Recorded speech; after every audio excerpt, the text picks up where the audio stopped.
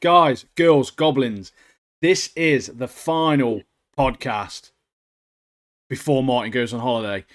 He's going to South Korea and he's going to Japan, so expect a lot of shorts from him regarding that. He's going to be chilling. He's going to be hopefully seeing the cherry blossoms.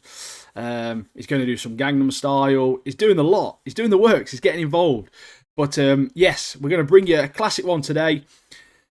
There's going to be a few podcasts. So next week we've got our good friend Josh on as a guest. So one of them's going to air, which we recorded a few weeks back. And then we've got a very special it's basically a 1 year anniversary podcast coming up. Not next Friday, but the Friday after. And we are going to essentially just discuss and rate all of the shows we've talked about on the podcast this year. Or not this year's in 2025, but this year as a whole is in the 52 weeks we've been doing the podcast. So should be a fun one. So make sure you stick along and keep following. And the podcast back, when Martin's back, is going to be heavy, mate. It's going to be a lot of stuff on there. There's going to be about 4 Daredevils to talk about.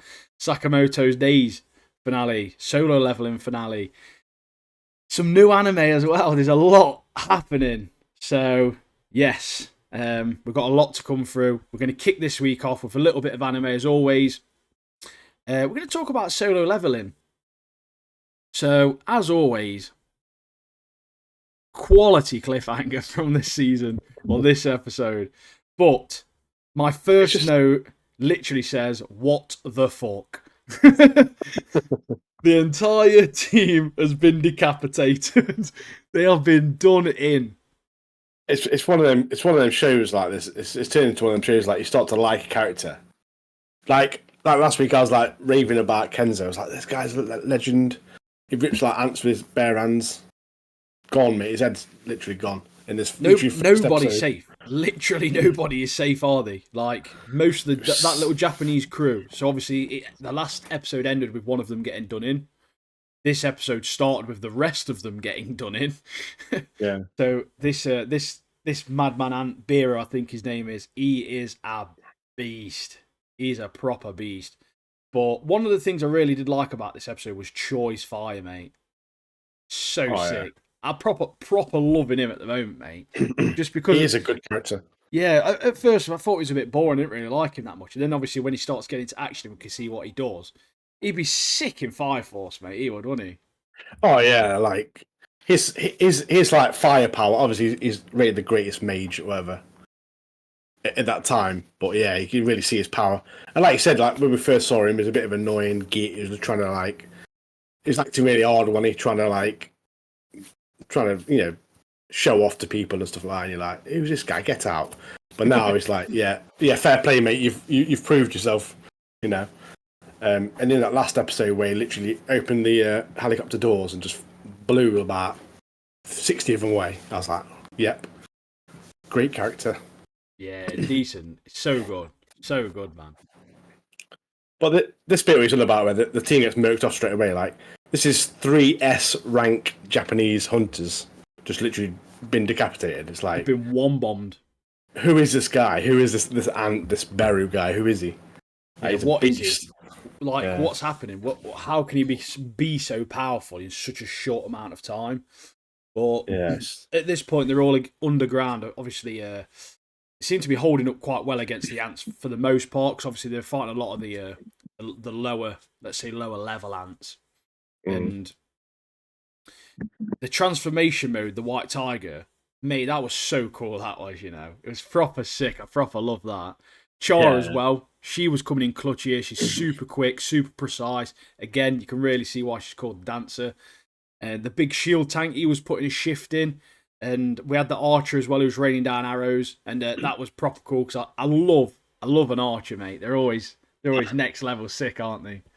Yeah, I totally agree with you on that one. When he came into it, I was like, this guy's a beast. He was like literally raining arrows. But the point I want to mention is, when Yoon Ho, the tiger. Yeah. He does that like sonar ability where he sees like a head in the caves. Oh yeah, further down through the tunnels and stuff. Yeah, and it reminded me in Assassin's Creed where you press like L3 and R3 or like the analog sticks and you click, like I was like we can see what's in the local area. That it reminded me of that. I was like, yeah, that's it. Pretty sure it's a game in that. Yeah, decent, mate. Decent. Again, it's the link to the RPGs and stuff, isn't it? That make it pretty good. But the Queen, mate, when they got to that Queen, the Queen was a bit of a beast, to be fair, that Ant Queen. Yeah. She got some proper mad teacher breath, though, melting faces, mate. That healer's sick, though. He was like doing a really good job. Obviously, he didn't want to come originally, but he's literally growing arms back and stuff, isn't he? Like, he's a proper beast, mate, he is. Yeah, he's like, you can see why he's like valued as a high player, like a high hunter, because he's literally keeping him going, wasn't he? Buffing him. Yeah. He was bringing, like, healing him up. He was doing all sorts, wasn't he? He was doing like a shield as well, like a protection shield over him and stuff like that. He was such a handy character to have. And obviously, as we get in later in the episode, they realise that he is like one of their main hunters. He's the guy literally holding them together. So they kind of try and target him, don't they? They try and target him, get rid of him, because he's a beast, mate. He's a beast, isn't he? Oh, he's so sick. Charum finishes off the Queen Ant, though. Oh, man, that scene, mate. Oh, that scene was so good. Get on Martin's TikTok. He's put a little short over of that scene. Quality, mate. Quality scene, that is. Very, very good. And as always, this show throughout, just this episode, is very well animated. It does make me laugh, though. Because you've got, obviously, Jin Woo still just chilling out, mate. It's live on TV, and he's just like, yeah, not bothered, mate. I got 100 push-ups, pal. The thing I liked about this episode as well, like, in this part, is where, like, you know, they're all taking all the ants out before they get to the Queen. They're literally, like, the teamwork they're doing, like, so you got the arrow guy raining arrows down, then you got Choi, like, blasting with fireballs, you got the tiger guy literally ripping through these, because obviously the arrows are stunning them, all these ants, and then this guy's literally going through, just ripping them apart, like, and smashing them up and stuff.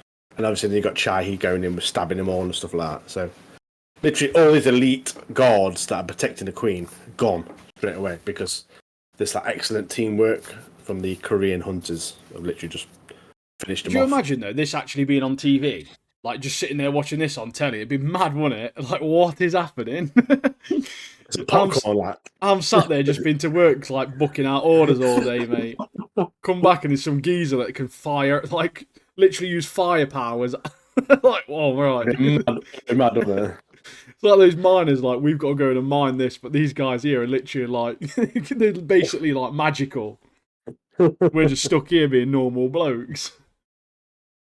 But as we get on through the episode, though, we can see, like, the Queen's not the main character here. The Queen's not the oh no, the secret weapon, as we, you know, it's not the main powerful weapon. Yeah, like with all of her cries, obviously she's screaming, isn't she, the Queen is, because she's been filled in, and the ants obviously they're on their way back now. So there's only 5 of them, including obviously the top dog.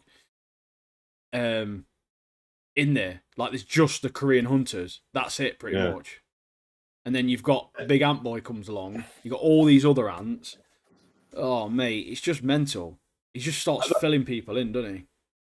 Yeah, that bit where the Queen's like, obviously knew the time was up pretty much. Starts screeching, all the ants come back. And then that Baru guy comes in, the black ant comes in. Starts munching on it, doesn't he? I was like, what are you doing? Getting some, like, secret power from her or something. That starts munching on it. Literally walks past them all and just, like, starts munching on it. Everyone's talking about Jim Woo aura farming, mate. No, this ant is aura farming, pal. Who walks past these S-rank hunters just to munch on the Queen? Like, and it's that part where, guy. The part where he walks past to get to the Queen. Like, all the hunters are like, this guy's beast, mate. His aura's like off the chain kind of thing. It's like, this guy's mad. It's almost frightening to him, isn't it? Yeah. But it's the next part where there's so much. Chahi flying, done for. She's gone. She's that way somewhere. Tank's arms off his body. White Tiger's done. Choi's done. The Archer's been blitzed. Healer's like the only thing at this point keeping them alive. Byung Yu. What a legend. I said this early on. He's agreed to come back. That in anime and in TV shows, in movies, that's a death warrant, innit? Like, as soon as you do that, you've come out of retirement to agree to do this, something like this, death warrant. And guess what? He's dead. he bit his head off. Nice one. Cheers, mate. Yeah, because it obviously built the story up, didn't it? Like, he was in the previous raid with his brother, the White Tiger's brother. He got murked off, and so he's a big friend of this Yoon Ho, and obviously in this point where he gets murked off, the ant knows that's his mate and literally like stabs him right in front of him, like puts his arm through him and stuff, and like lifts him up and then literally bites his head off. I was like flipping at me.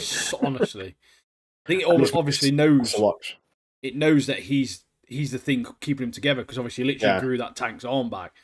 So it's like gone for the the linchpin, as we would say back in the day, mate. Gone for the guy that's actually doing the heavy lifting almost. Yeah, like to do that back Byung-goo's literally keeping the team going. Yeah, Byung-goo's sick.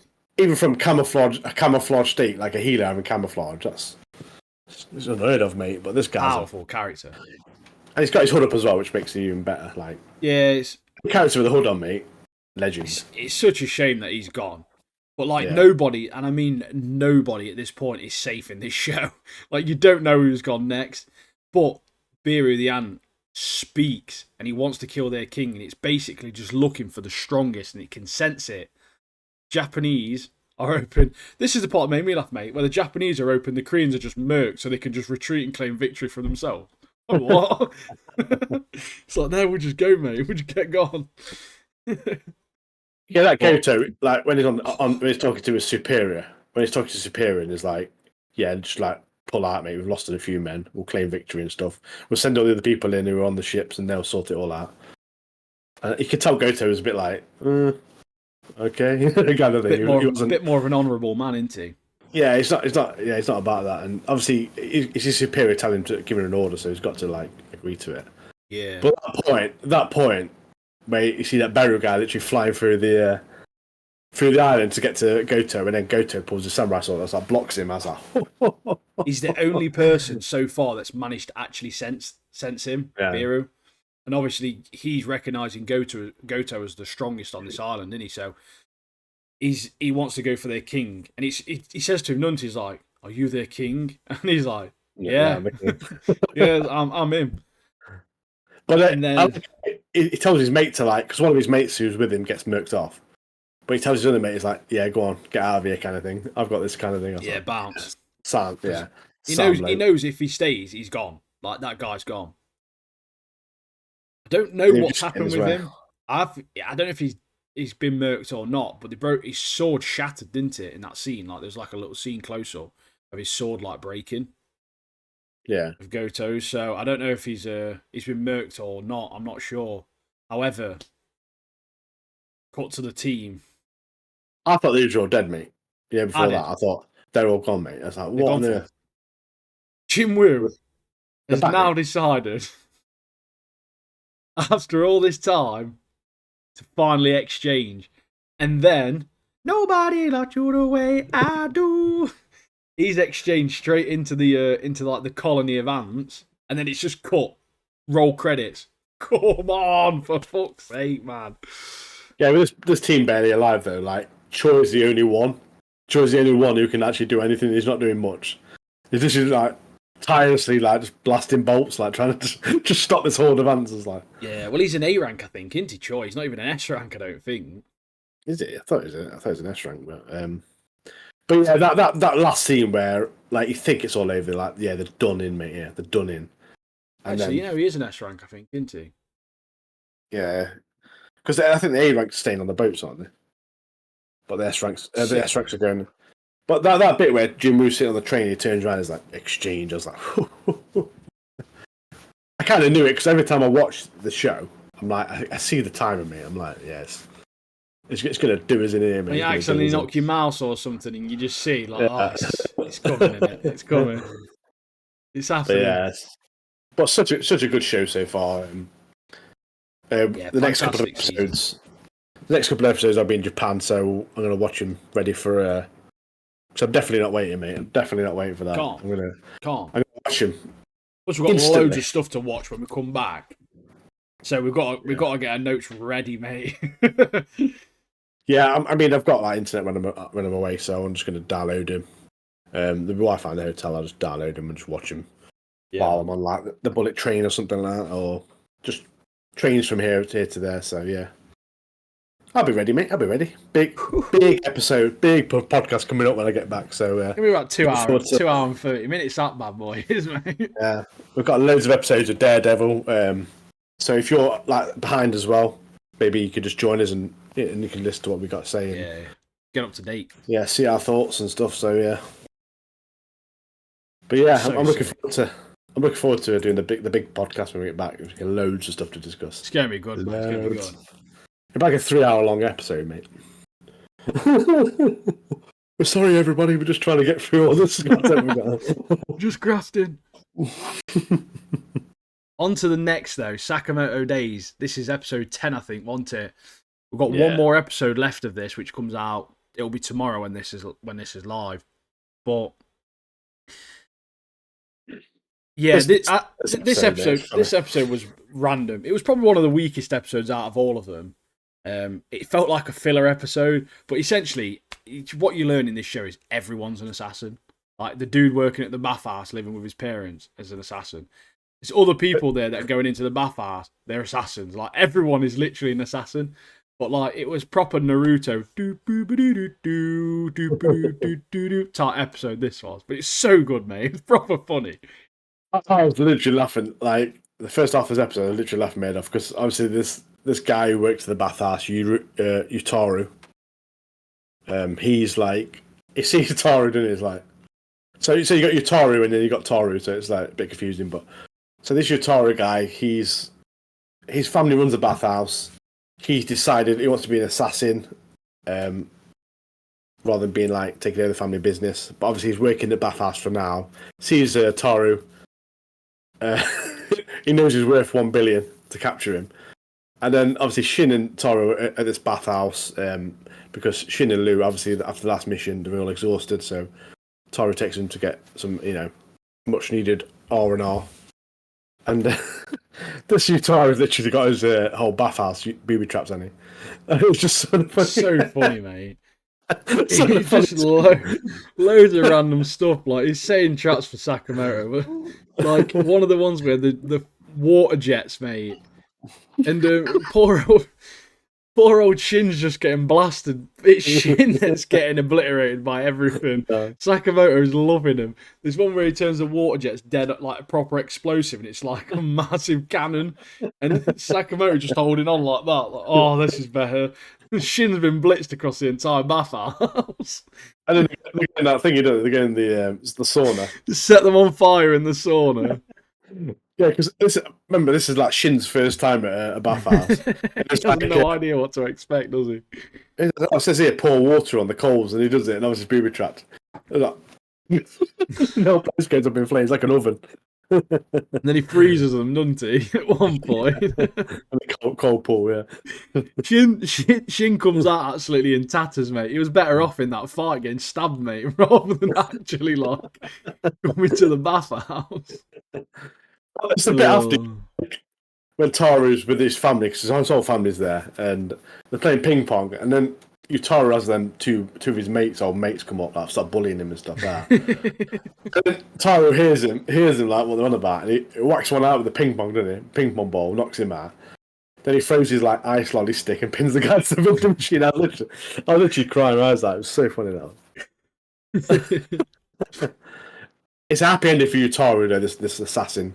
Because obviously, Taru's like saved him pretty much. He gives him a good review, and then it kind of like changes his career path. Doesn't he rings his dad up. He's like, "Yeah, I'm going to take over the family business. I'm done with being a hitman. I want to focus on the family business now." So, bit of a happy ending for him. Kind of. Yeah. Because his dad's like, "Well, you're too late." What? Oh right, okay. But then you get this like that's like the first part of the episode, and then the second part they're having some food, and then these triads roll up, and essentially they're begging Lou to take over from her dad's spot as the leader of the mafia. But one of them just used to stalk her. He's like essentially just dead obsessed with her, but she's sat there calling him like a perv and a weirdo, and he's not bothered, mate. He's like proper in love with her, isn't he? Yeah, it's Wu-Tang, isn't it? Wu-Tang, his name is. He's like the consigliere of, so like an advisor to the triads, isn't he? But yeah, he's funny. He is.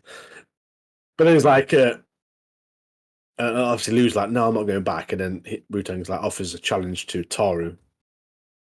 And whoever wins gets Lou to go with them. And then they're all like ready for this fight. He takes them to an underground casino, doesn't he? It's literally betting. So basically, they go to that casino. Whoever wins the most money wins. Like it's just, that's it. That's the episode. But I love the bit where it's like, was it? Is it Lou says like, oh, but Taru, it's not Taru, Shin, your ability will come in effect. It's like, yeah, it would, but I don't actually know the rules to any of these card games, so it's literally useless. Proper has no idea. But this Wu-Tang guy is literally really smart and he's really good, and he starts winning immediately. So it kind of finishes it there, doesn't it? He's got all his chips like all in on like loads of stuff, winning loads of money. But yeah, I do like that new character there, Wu-Tang. I think he's right. Yeah, it's good, man. It's so funny. Yeah, it's such a light-hearted, like just easy watch, isn't it? Like you just have a bit of a laugh, even though it doesn't really make sense a lot of the time. It's just funny. That first part of the episode there was so funny with the bathhouse. I thought I proper enjoyed that. It was hilarious, mate. Like, everything he did, like Tara's just there, like, oh, this is brilliant. This Shin's getting battered. It was just dead funny, wasn't it? Oh man.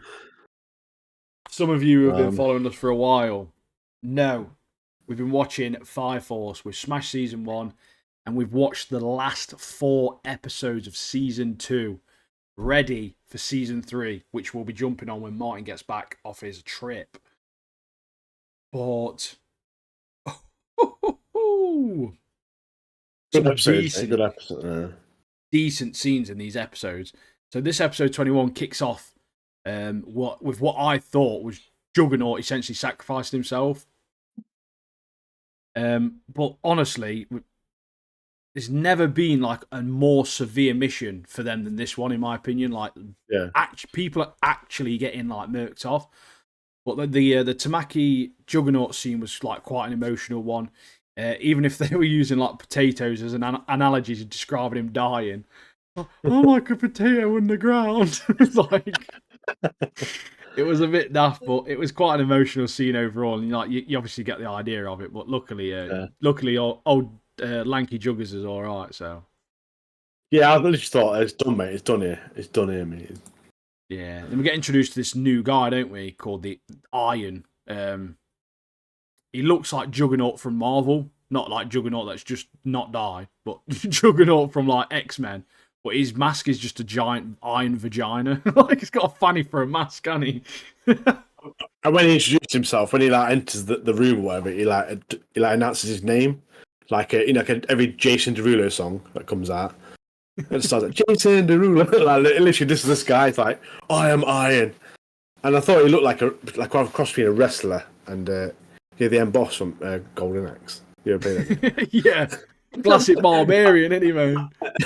Yeah, it's like that, is it Blackadder? I think his name is the end boss guy. But I was like, Blackadder, or what? But yeah, he was a funny character. But we come back to him in a bit. But it's this bit where Shinra's running down, trying to look for his team through the tunnels. Bumps into another knight of the Purple Haze, which happens to be everyone's dislikable character. Giovanni, who's back, isn't he? Giovanni, he's mad now. It's weird that it's weird how he's literally one of the Knights of the Purple Haze. Like what? He's been working with Fire Force, and then now he's literally just undercover. He's just been let to roam about. Yeah, I know. Yeah. But like he's completely altered his body into like a mutant insect thing, hasn't he? Yeah. Got like ant parts in his mouth and stuff. Yeah, because we find out like he's the one who like set this trap up, this lab, to like lure the Fire Force in, because basically they want to get Shinra. Basically, he's one of the pillars. They want to basically claim him. That's this whole thing they've done, underground thing with it. So in the Nether, so they just want to get Shinra. There's a lot of insects, isn't there, and stuff we're watching at the moment.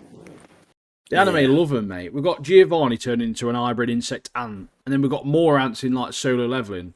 I'm surprised next episode of Sakamoto, we're going to end up with like flies or something, mate. I swear. That's that episode out of Breaking Bad, isn't it? The fly. Yeah. Annoying fly.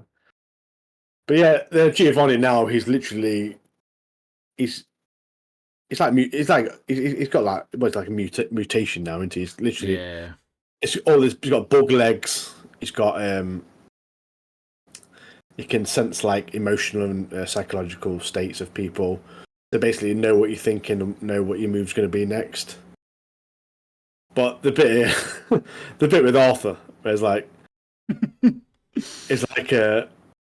right from now on, I'll be the rear guard. It's like with these two people, it's like I'm going to be the rear guard now. And he literally just floats off and he's slashing on his like infernals up.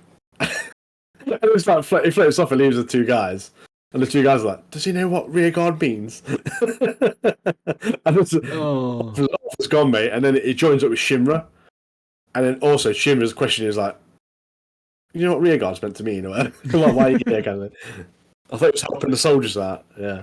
One thing I liked about this, these sort of like last few episodes is, you know how it's so dark, like these next couple as well are the same, where it's really dark, like an underground, really dark setting. But obviously, one thing this show does really well is the fire. But also, you know, the lights in their jackets as well. Like, it just gave you like this really good, like, sort of like vibe of the area and obviously feel to the atmosphere and everything. It was, yeah, it's really well done. Very, as always, the animation's just bang on in it. Just really well done. Do you know who annoyed me this episode, mate? Out of everyone, Mackie's brother. He's annoying, he is, isn't he? He was so annoying. I think they like pushed it too hard, like the fact that he doesn't like Hinowa because he took Mackie away. I think I think they pushed that bit too much. So it makes him annoying. But he did like a great job in this episode dealing with him, and then obviously how he proved his intelligence, obviously dealing with Iron as well, where Iron's ability makes him like hard as stone, but he can't do it to his joints, otherwise he won't be able to move. Obviously, Lieutenant's figured that out and then like just blitzed him basically in his elbows and stuff like that. So he did a really good job. But yeah, they really did ruin Mackie's brother for me. I thought I just didn't like him as a character. Even towards the end, he's annoying in the other episodes as well. To be fair, so yeah. So as we go through this episode as well, we get introduced to other knights. One is Sasori, isn't it? Which is another knight. So she's so Tamaki's there, and she's like, obviously she's with Juggernaut, and she goes, right, that's it. I'm gonna prove my worth here, and tries to batter him. He just batters her, and then out of nowhere, my favourite scene in this whole episode, Captain Honda, mate, with a flying headbutt. Oh no, it's dead funny, mate. Just destroys the guy, doesn't it? I've literally put that Luigi style Super Smash Bros, man. Obviously, so Obi, Iris, and Vulcan have joined now with Captain Honda, and then that Sasori guy's like, "Oh, good. I was looking for you, Obi, and now you've come to us, so you know my mission's complete," kind of thing. And he challenges him, and then he starts like firing fireballs, and Obi just like comes and whacks him in the face and just destroys him, mate. Absolutely deletes him off the planet, mate. I just love the other bit as well. Like Sasori's mate's like, "No, I can't do this." And he like starts running to attack him, and then that Honda guy just like headbutts him and destroys him, and knocks him as well. that Captain Honda, mate, is so funny. Like, he's funny as well because he hits like the Avengers Assemble line, doesn't he? He just flies him and does it. Oh, and then Licked, or his name is, he's bumped into Tamaki, Obi, and everyone. Obviously, hand first as well, straight on the arse, mate. Yeah. Yeah, I mean, it kind of works out that their plan is to literally just level, blow everything up. Yeah. Obviously, Ritsu's going to use these infernals as a bomb and just literally bring the Tokyo Empire to ruins. Basically, that's what the plan is from below, from the Nether. Yeah, which we'll learn a little bit more about, don't we, a little bit later on. But in the next episode 22, Giovanni's he's a nutter, mate. He's an absolute nutter. And then when they're talking about Show as well, they've managed to like brainwash him or paralyze him or something. Like he's not the same anymore, is he? He's like just a shell, mate. He's a shell of the person he was. You know, with Giovanni, I'm not a fan of that character. I hate him, mate. I just don't like his character. I think he's. I'm not a fan, but we find out like everyone. So Giovanni tells Shinra like everyone he's had an Adola link with has seen Adola, which obviously it comes into the next episode. Obviously, we find out Giovanni had a link with Shinra, and there's another one which is Conroe, which we find out a bit later on. But this this episode is the part where Maki comes back, doesn't he? Maki comes back, a legendary character, second gen, a person who can control the blast. So they come up with this plan where they're gonna kind of get all the fire, gather all the fire with the second gens, and literally like kind of divert it elsewhere to avoid this big blast of the city. Maki's back, mate. Maki and her brother managed to kind of control this flame, this explosion, and avoid massive disaster. But yeah, she's the only person that can do it, mate, because she's a ledge. She's an absolute ledgy.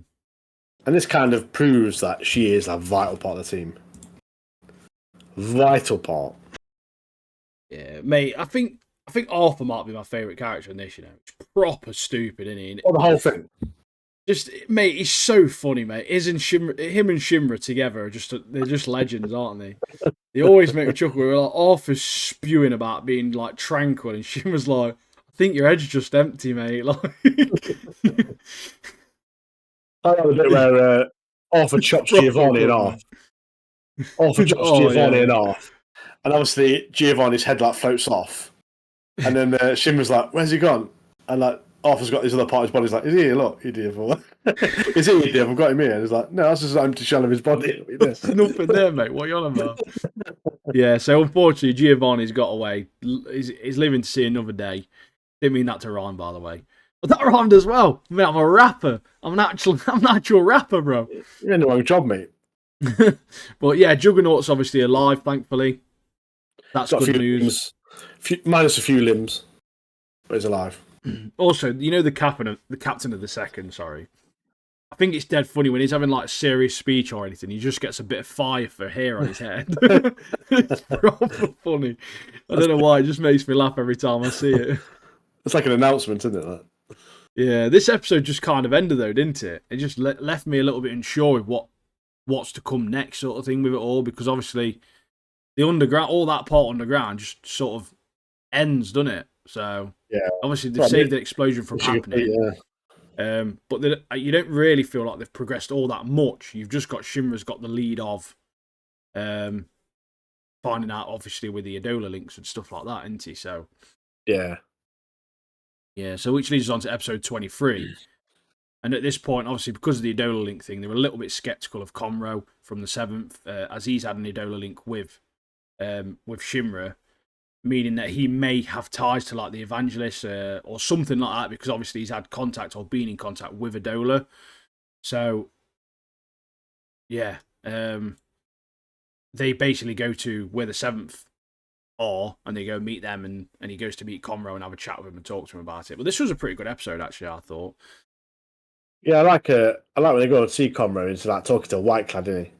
And they're like, "What? He's dodgy then." And then Conroe just murks him off with a samurai sword and won it. Yeah, so like, nice. Well, before that, there was that guy who was calling Shinra a devil because he's brought Hibana with him. He was like, "Oh, I'll see you, devil." He was funny, he was.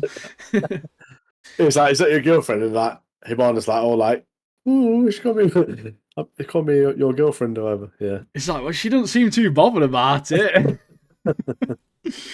Proper loves him, doesn't she? But then, Conroe and Shinra have a chat, don't they? And we find out like he had this Adola. Well, he saw Adola when this great fire of Asakusa back in the day when he pushed Benimaru to safety.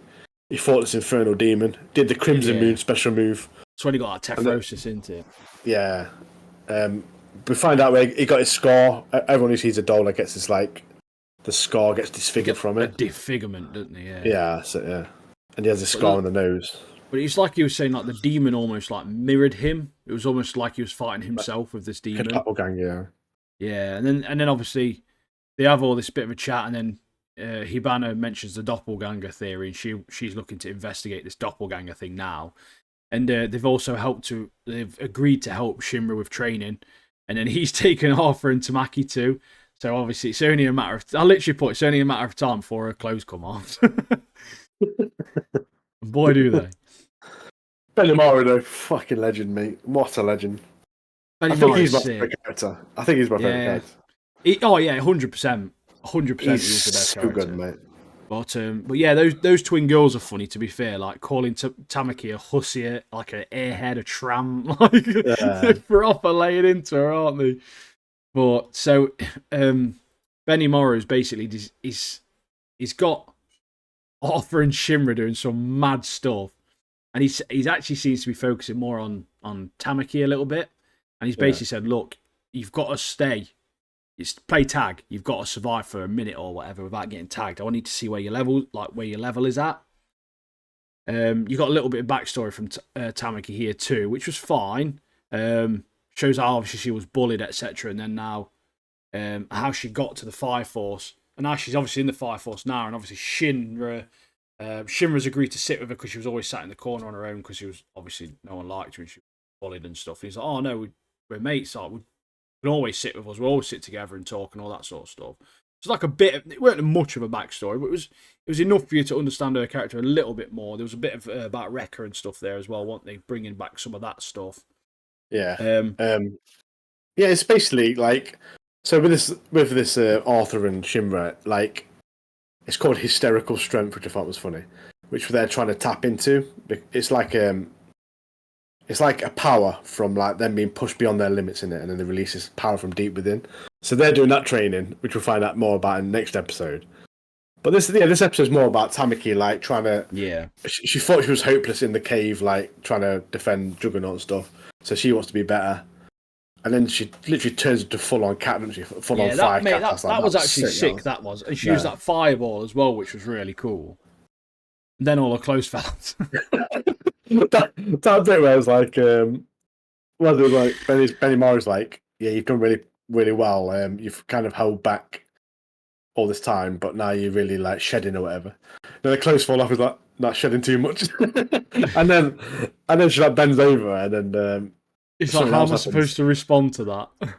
And then it's that guy in the tower, isn't it? The mascot in the tower. The woman mascot. Oh my. That proper made me laugh, that did, mate. Like, really made me laugh. The episode ends then, doesn't it? Like, it was the part as well, like Shinra and Arthur's training is just them being burned alive, innit, on that. They're like on that thing in them pants, mate, being burned alive. It's so good. Yeah, so in the last episode, the finale of season 2, episode 24, this is where we touch more into the intense training that Arthur and Shinra are going through. Mate, it's so funny. They're getting dragged across the ground in pants. Like going straight along the floor. They get tipped upside down, their head dipped turned upside down, head dipped underwater while some kids are like poking at him. Swung around a pole by the legs. That one was dead funny, mate, that one. It's so mad. But yeah, Benimaru was calling it hazing once. He was like, oh, it's just hazing, mate. He's fully torturing him. Like, absolutely torturing them both. But yeah, he's like, they're like burning alive, and he's just like sitting in a sauna, isn't he? Like, in a bathhouse, mate, just chilling. It's like, I hope he hasn't forgot about us. But yeah, it does work. This training does work. Mate, Benimaru is honestly skin. He's unreal, isn't he? Because he just starts battering them both like they're nothing, like absolutely, like to the brink of where they're nearly dying. Like, it's a good job he's an ally because he just murk every single person off, I think. But Shinra, he taps into that power, doesn't he? He taps into. He kind of gives a demonstration of what power's like, and he literally batters them. Oh mate, they've got no hope. And like Shinra's fading, he's got no oxygen left. He's literally on like the brink of death, isn't he? And he then gets these blue flames all over him. And yeah, it was so sick, mate. So sick. And then a woman called Gold appears, doesn't she? Uh, Murked off that. What was it called? Captain Hagen. Haig, that's it. Yeah, the leader of the fourth. Um, Yeah, so he's in a like the previous really episode, creepy one, isn't he? He's like, "Oh my god, burn me, burn me." It's like, mate, chill out, bro. What do you want about? 50 Shades of thing, innit? 50 Shades of 50 Shades of Captain Obvious, Haig. mate. But yeah, so we find out in a previous episode that the White Clad are after people with these stigmas, aren't they? Yeah, these marks Yeah, from that's what Adola. Conroe's got that scar, like we were saying earlier. Yeah, Conrad's got that. Obviously, Burns has got the scratch on his face. Also, Joker He's got an eye missing, hasn't yeah. So yeah, so it's a bit like you need to watch out for these lads, especially Conroe, because obviously he's in a weakened state because of his tephrosis, but he? Yeah. yeah, kind of on high alert. But this one with the golden arm, gold, bloody like Magneto, mate, and the way she kills that captain, mate. I was like, mate, that is grim, like proper, like strings him up, just slashing him to pieces, mate. I was like, it's like an airplane about to crash into my house or something. I swear to God, what is happening? Yeah, that's flying super low. That is.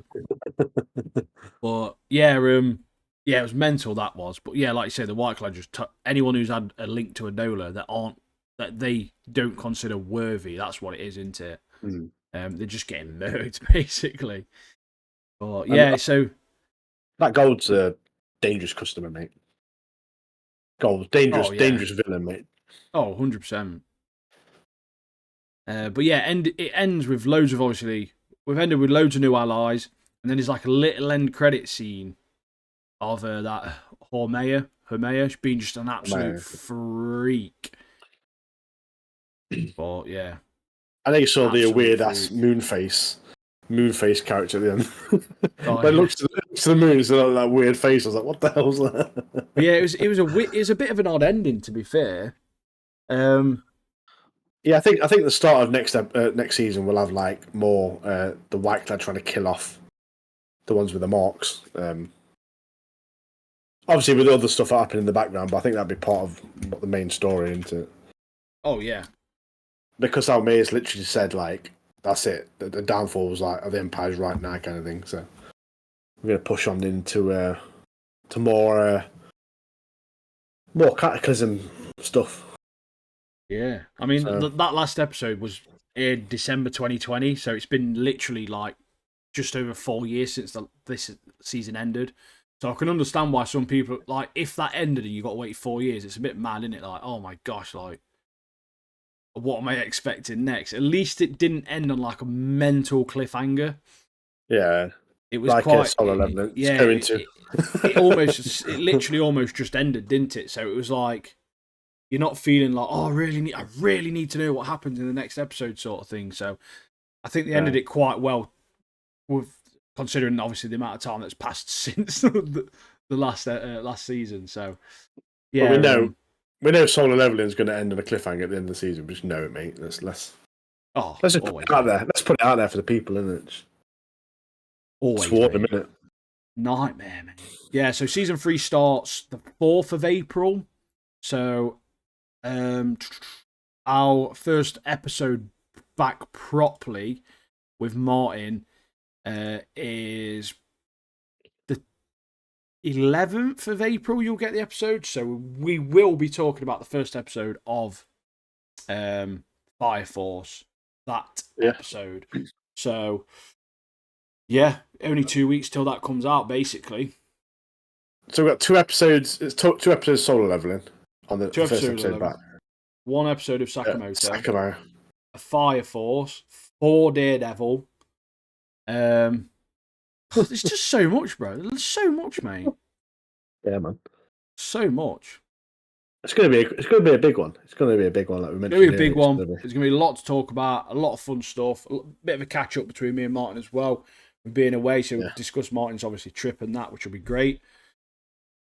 But yeah, plenty of stuff. Me and Martin have been discussing stuff, obviously behind the scenes recently, because obviously we need to know what we're doing, when we're doing it.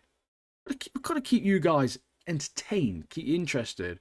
Got to keep with That's the what it's all times. We've got about. to get all this new content out there. But by force, now we're up to date. We've got no old content to talk about now. So we are purely anything that comes out and then after Martin's back is going to essentially just be new stuff. Fresh stuff. Yeah, so like there's loads of new anime coming out, and then even when that new anime ends, there's loads of new anime coming out. We've had to be cutthroat with the shows. We've got Last of Us coming out. We've got Andor coming out. We've got Mobland. Fallout's coming out this year as well.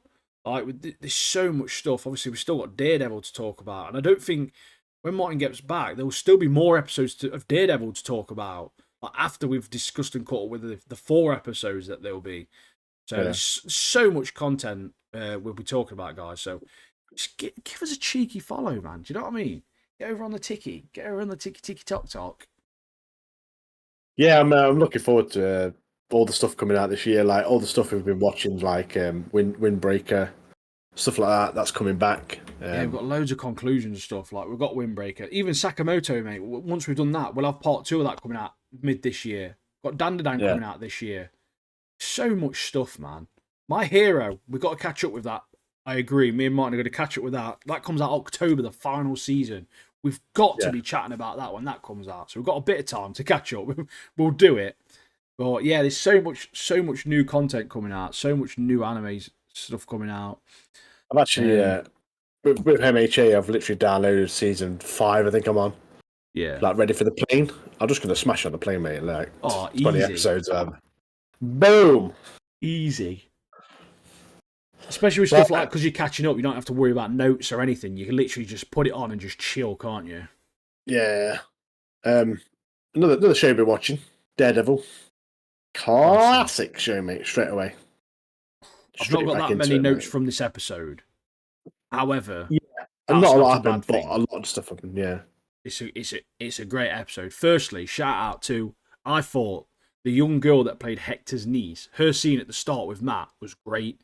Like really emotional. Like she did a really good job, I think, for how young of an actress she is. Like shout out to whoever she is because that was very, very impactful scene, I thought. And we found out Murdoch's got a new case. Some dude who likes to nick cereal. Yeah, Big Leroy, mate. Classic, mate. Classic. I think his name was Leroy. Is it? But yeah, literally, I love the bit where the cops like it's Leroy. Yeah. the cops arrested him. The cops are literally eating the cereal that he stole. I was like, what? Yeah, well, we paid for it. No, you didn't, bro. What do you mean? They're proper crooks, aren't they? The cops are in this show. Wilson Fisk finds out what being a mayor's all about. That bit where he goes from one place, like some people are singing, and he goes to the next place and they're singing. He goes, "Oh yeah." I was like, yeah, that was a bit further on into that. Did make me laugh, but like, firstly, right, Vanessa, I don't really care for her at all. You know, I don't actually like her. I'm not. Mate, I don't like her character at all. Like, I don't remember her being that annoying and like shit in the Netflix one. But it was great to see them both. Obviously, Vanessa and Fisk in the meetings with the therapist. Obviously, it's Matt's girlfriend. Obviously, they don't know that. But seeing these, like, what are considered quite powerful people, aren't they, in their sort of, like, world? Like, even Vanessa is, in a sense, she's got, obviously, like, quite a lot of people that work for her in almost, like, a vulnerable state. And then, obviously, you got that point where the therapist asks or pulls Vanessa aside and is concerned about her. And even she's got, like, a bad feeling about Fisk.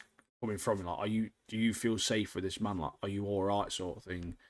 Yeah. Like, I just thought like it just proves how powerful old Fisky boy is, isn't it? Great actor as well, like for that role, mate. But, yeah, mate. When you're on about this Leroy who stole the cereal, there was a couple of good things that came from that sort of like meeting that they had. So the first one was he mentioned could it have been a Skrull? Which was funny because he's just trying to get out of it. But it shows, obviously, we really are in the MCU now. Obviously, we'll have a few hints at specific characters, like where he mentioned a guy going around in a spider suit or whatever. Yeah. And now he's mentioned Skrull. And it's just getting that link now with Daredevil. Like, he's in the MCU. Like, you know, look, he's in this world now. He's here. and he's sick as anything, mate. Then we have Mate, sorry, there's another scene in there about Leroy where like Matt's talking to him. He's like gets him this reduced sentence because he wants to give him like 35 days, and he's like manages to get like down to 10 or whatever in 7. He's like, no. And to be fair, he gives this like heartfelt like speech to him. Like, the last time I had to do it, I lost my social security, and I couldn't then pay my rent, or I couldn't pay for food, and blah blah. And like he gives this thing where it's like, look, the system's broken, all this stuff. But the bloke's committed 30 crimes, man. Just don't commit crimes, bro. Like, I'm sorry, mate. Like, there was a point at the start where you didn't need to commit those crimes. You've just carried on, mate. It's just escalated from there, hasn't it? Murdoch's done you a solid. But the part that proper made me laugh is when that Leroy starts laughing. He's like, oh, and he's like, Murdoch's like, oh, see what I can do. And he's like, oh, see, that's funny because you can't see shit. Proper just made me laugh. Like a small bit, like, of like a real life type comedy. It just really tickled me, mate. I loved it. There's a bit where it's all about justice as well, isn't it? Like, yeah, blind justice. Is that what? You guys trying to help me out, man. It's just murking Murdoch off, mate. Left, right, and centre, bro. Yeah, quite rude of him, but it's funny. He was funny. It was funny, mate. It was funny. The corridor bit was good as well, where he sees pals, like the pal guy. And yeah, obviously Matt's like battered him, hasn't he? So he's like interrogates him, but he knows like Pal was one of my main suspects, and he knows nothing about Hector, and he's telling the truth as well. He really doesn't know anything about Hector. But the part where Murdoch's like, "You're probably going to need to bring a few more men next time, mate." I love him, mate. It's Charlie Cox is so good, isn't he? Yeah, Pal's like, yeah, I don't think our boys would want to hear about that. It's like, well, next time you come here, like, bring, because obviously they got battered last time, didn't they? Fucking Merc. Yeah, so this bit as well with where Murdoch goes to the crime scene, doesn't he? Because the bullet was never retrieved. The bullet shell, the casing was never retrieved. And he goes to this crime scene. He figures out the shell casing's gone down into the gutter or whatever. He picks it out, Punisher's face on it, mate. The Punisher face, mate. The skull. I was like, this is the only part of this episode I thought was bullshit, mate. There's no way. Firstly, that bottle would have actually rolled down there, that little bottle, and that screw casing was that small, mate. That is not rolling all the way down that hill into that drain. That was proper bullshit. That was. I'm sorry, but it's the before that. It's the kids singing bit, bro. So like where you have all them kids singing that we built this city, like it was mad to me considering obviously who Wilson Fisk is. It's like mega kingpin criminal, but then obviously you find out that Daniel bloke, Donald Trump Jr. has leaked about the union thing, and then he finds the leak, and then it's when Fisk goes to the Latvian Day thing, and the Latvians are singing the same song, like. In Latvian, mate, he's sat there. I respected, right? Because in this to this point, right, genuinely, I'm thinking to myself like, mate, that is sending him off the edge. That is, mate. Them Latvians singing. He's ready to murk someone off, isn't he? And he sits through it, and then you get this scene straight after where Donald Trump Jr. Daniel he admits to Fisk that it was him that leaked it. Like he's like, look, I really do support you. I'm so sorry. I had a lot of drink, and to be honest, I had a bit of ketamine. Like he said, I blitzed, and I was just excited, and I just was talking, and I let it slip. And then you get this part where Fisk forgives him, and then like I said, up to this point, I'm like, do you know what? Getting all these different parallels, we're seeing that Fisk seems to be a little bit more calmer. Like even at the start where they're at the dock. And he's talking to that woman, and he's like, "So I want to do this." She's like, "No, you can't do that." He's like, "What do we need to do? What's the first step?" Well, the first step is to go and see the council or whatever. And he's like, "Okay, we'll start there." And he's like, he seems reasonable, doesn't he? And as soon as he says to this Daniel, he's forgiven him, and I think, oh, all right, do you know what? I actually think he's actually growing as a person.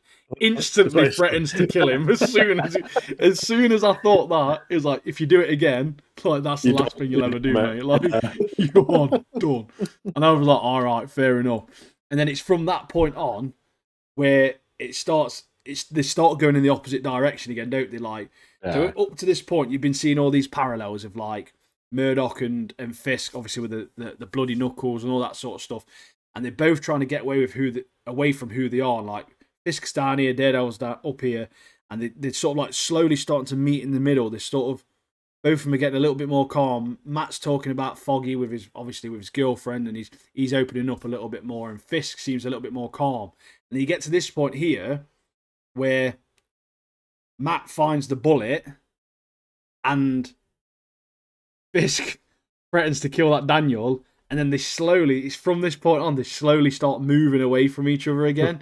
And you think, right, here we are, this is what's happening. And then we get this quality little scene where Murdoch goes to visit a certain someone, doesn't he, mate? It's the best, my favourite Marvel character of all time, mate. It's fucking the Punisher, mate. Frank Castle runs at him with an axe, sticks on the wall next to him. He's like, Frank, it's me.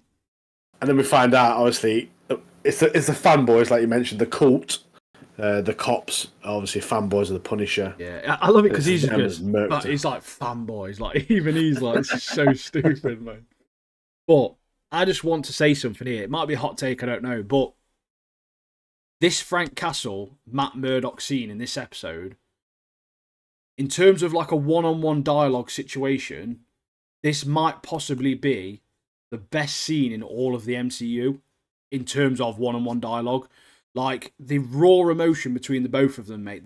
The phenomenal acting from both of these characters. Like, there's some back and forth. Then Frank mentions Foggy, and then he mentions his own son.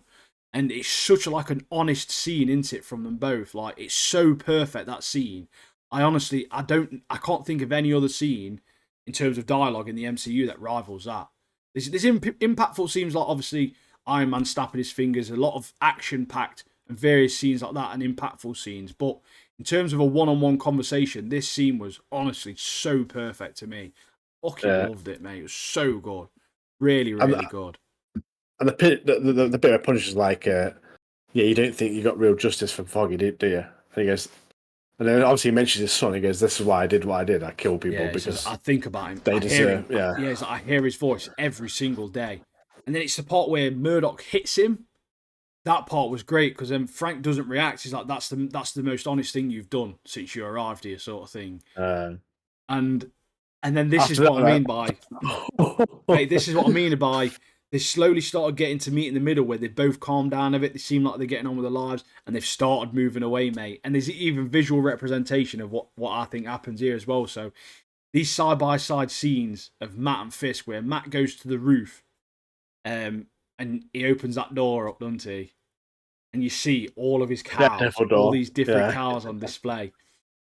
Honestly, insane. He gets his sticks out, and he goes to train. And then, like I say, Matt's going back up. He's getting back up to Daredevil. And then you got Fisky Boy. He's going underground again, mate. And you see him. He walks down these stairs with his food, and he's in this cellar. And in this cellar is Adam, who Vanessa slept with, and Fisk has got him in a cage. Like, he's locked in a cage, and you just see, right, these guys are back, mate. Like, they are fucking back. They're both slowly showing signs of who they're really, truly destined to be, mate. We've got Kingpin coming back. We've got Daredevil coming back. And the bit where he walks past the... it's like a corridor, isn't it, with like paintings on the wall. Yeah. And you see, like, it's obviously battered at Adam because there's a lot of blood on the wall. And then I think it's like, because, he's got bruised knuckles. That's where it came from. He's literally that's what he's been doing, isn't he? He's just been torturing. He's been battering, isn't he? So that guy's got dead long hair and stuff, hasn't he? And a beard and everything. He's been there for a while, he has. Because in the therapy session, they're like, "Oh, we don't know where he is. He's gone. Like, I don't know. No one's heard from him." Like, and the funny thing is about that guy went in bold, mate, and now he's got a full head of hair, mate, and he's got a beard. No hair, man. But yeah, it's such a great episode. That was this is my favourite episode this season so far. And I know there's only been 4 episodes, so it's slim pickings, really, in terms of how many episodes you've got. But I absolutely loved this episode. Then we get introduced to Muse, which is a new villain for Marvel, not Marvel, but MCU in general, TV-wise anyway, not comic-wise. He's pretty much exclusively like a Daredevil villain. So he basically murks off bare people and uses their blood to create paintings and murals. So interested to see what they do with him, because I don't really know much about him. I think he's one of the only Marvel villains or characters that has no real identity. Nobody knows who he is. Like, the creators of the character have never given him, like, gave him an identity. So he's unknown, like, really unknown. So yeah, I'm really, really excited. Double episode next week. So yeah, there's a lot to come from this show. The fact that Punisher came back in this episode, mate, that's just, for me, it's just... Oh, it's so good. But that, honestly, that scene was phenomenal, mate. It was so well done, that scene was. Absolutely loved it. Yeah. Yeah, it's like he didn't come to... He didn't come to ask me, he came for permission or something. To start, to be Daredevil again. I was like, sick lineup. I can't remember how it went exactly, but it was something like that. Yeah, so honestly, just watch the episode, it's so good. Is it he didn't come for forgiveness, he came for permission or whatever? Yeah, that's it. He didn't come for forgiveness, he came for permission. Yeah. Yeah, very emotional scene, but very good scene. Like I say, the dialogue was so on point for that one. Very well written. Great episode. Is it next week? There's 2 episodes, isn't it, together? Yeah, so it's episode 5 and 6 next week, which is on Wednesday, and then there'll be episode 7 the Wednesday after that, and then there'll be episode 8 the Wednesday after that, which is the day before we were recording the podcast. So we will literally have episode 5 to 8 to talk about. Yeah. I mean, I'm looking forward to like discussing all that content, like all them Daredevils, because I know Punisher's going to be back. I know he's going to do some damage, and to see like hopefully Daredevil and Punisher working together again. It's a dream. It's a dream come true. It literally is, like, not even joking. It actually is, mate. So sick. When you see Punisher with his outfit on again, mate. They've got to milk all them cops up, haven't they? That's what they got to do, mate. Milk all them fanboys off. All the fanboys. I love it. I was like, fucking fanboys. Yeah. Fantastic episode. You're not surprised he's got fanboys though, because he's a legend, mate. Oh yeah, it's a beast, mate. And that logo is sick, innit? I love how Punisher's on the bullet as well. The Punisher side. I was like, yeah, I know. That's decent, yeah. Obviously, it's not his bullet, but yeah, fanboys, isn't it? But yeah, that concludes this week, mate. This week's done. We've discussed everything so far.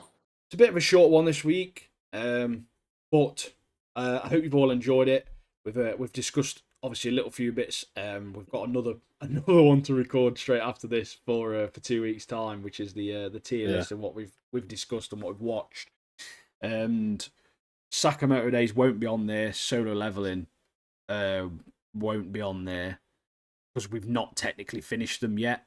So it's difficult for us to fairly say it, even though I know where I'd rank both of them already.